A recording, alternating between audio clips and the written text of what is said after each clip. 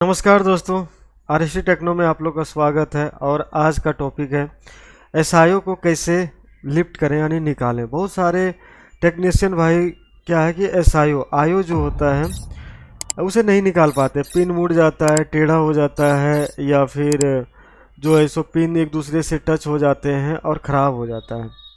तो एक नया टेक्निक के साथ मैं लाया हूँ कि एसआईओ का कोई भी पिन थोड़ा सा भी टेढ़ा मेढ़ा नहीं होगा और बहुत ईजी से निकल जाएगा, और ज़्यादा हीट में भी नहीं। 300 से 350 डिग्री सेल्सियस पे आराम से एसआईओ जो है सो निकल जाएगा। देखिए सुनने, और ये वायर दिया गया है और ये केमिकल है, और यहाँ पे हम राउंड कर रहे हैं पूरे।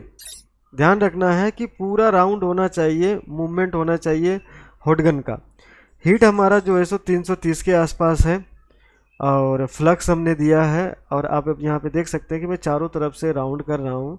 आपको भी ऐसे ही राउंड करना है। फिर इस वायर को मैं पकड़ूंगा, ना कि देखें आपने इस वायर को पकड़ के मैंने एसआईओ को निकाल लिया। और अब ये देख सकते हैं कि एसआईओ को कोई भी पिन जो है सो मुड़ा हुआ नहीं है।